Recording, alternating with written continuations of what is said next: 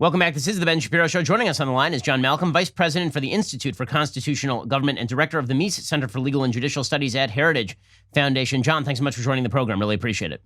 Great to be with you. So let's talk about, for just a moment, RBG's actual career. So there are a lot of people who are paying tribute to her as a public servant, which of course is perfectly appropriate in her relationship with Antonin Scalia. She was the leftmost justice on the Supreme Court, basically until Sonia Sotomayor arrived at the Supreme Court. So what is her actual judicial legacy? Well, her judicial legacy is that of being a liberal icon. She certainly paid attention not only to issues that affected women, but actually to issues that affect lawyers, things like civil procedure. She was an expert on that. Perhaps her greater legacy, though, than her time either on the D.C. Circuit Court of Appeals or on the Supreme Court was her time as a lawyer. So she was, in that respect, a legend. She did for women's rights in terms of advancing those issues before the High Court, what Thurgood Marshall did for the rights of African Americans. So in that sense, she was a towering figure, and her legacy is secured. So let's talk about the replacement of RBG. Obviously, Democrats are crying foul. They're saying that the president should, number one, not nominate, and second, Mitch McConnell should not vote. They're saying that Mitch McConnell back in 2016 did not provide a vote for Merrick Garland. Now, this seems to me like a very foolish argument for two reasons. One, they were of different parties at the time. The president was a Democrat. The Republicans ran the Senate. But two, it always seemed to me bizarre that Republicans would simply go along with a vote on anybody they didn't want to vote for. It seems to me that if you don't want to vote on a particular judicial nominee, there's no obligation to do so. That is certainly true. It says that the Senate gets to decide its own rules, and the confirmation process, it says advice and consent. But that can include not giving their advice and consent. They can simply refuse to hold a vote. And in terms of what people have said in the past, I think that there are senators on both sides of the political aisle that are eating the words that they said in 2016. And it is certainly true that it takes a cooperation between the Senate and the presidency. And if you hold both of those positions from the same party, you have the ability to do things and get stuff through that perhaps you don't if there's from opposite parties.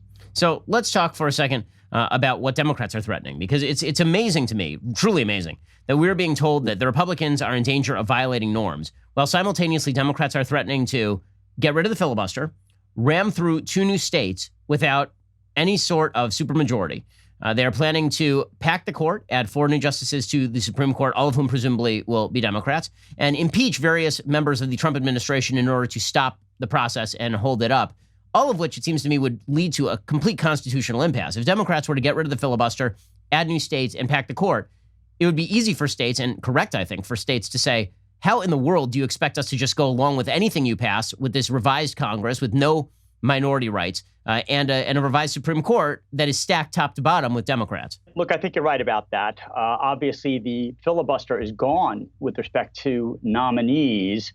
And so they would use that same mechanism that they used to blow up the nominations filibuster to blow up the legislative filibuster. And if they blew up the legislative filibuster and they were all united, if they controlled both houses of Congress and the presidency, they could ram through a lot of stuff, including packing the court. In fact, I think that if President Trump does get his nominee through, and he loses the election and the Democrats take over the Senate and they keep the House, I think it's a virtual certainty that they will pack the court. Impeachment, I just have a hard time imagining that that's going to happen. But I think the thinking would be is that they would rush through articles of impeachment either against Donald Trump or Bill Barr or some other cabinet member. And under the Senate's rules, the Senate is supposed to suspend all other business until they take up those articles of impeachment. I cannot imagine that they will actually do this, or that Mitch McConnell couldn't find some way to get around it, because their motive would be completely transparent in that regard.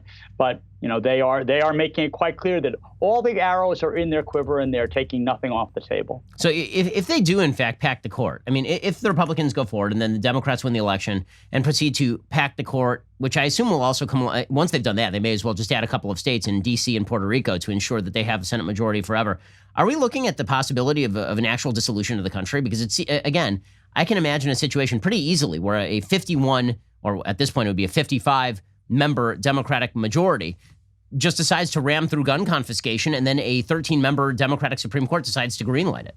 Well, there is a Second Amendment that might stop them from doing that, but there's no question that if they had 4 more senators and some additional representatives, and they were able to pack the court, not just the Supreme Court, but the lower courts as well, they would be in all likelihood able to ram an awful lot of stuff through. We certainly live in turbulent times. We are a divided country, and just when you think you've hit the bottom, somebody picks up a shovel and keeps digging. And so I don't know whether it would lead to the dissolution of the country, but if you think things are bad now, just wait.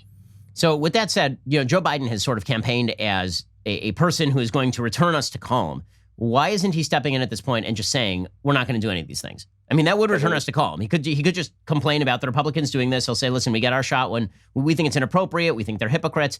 It just shows how they can't be trusted with power. Give us power, and then we'll return to a sense of normalcy. And yet he hasn't done that. He's suggested that everybody needs to de-escalate, but he himself has not said that he won't push for getting rid of the filibuster or packing the court or creating new states. Yeah, quite the contrary. At one time, he sat there and said that it was inconceivable to him to blow up the legislative filibuster. And now he said, well, OK, I've changed my mind. I think if he did those things, that his base would be thoroughly demoralized and he would think that it might cost him the election. So for whatever reason, he hasn't done it, probably for that precise reason.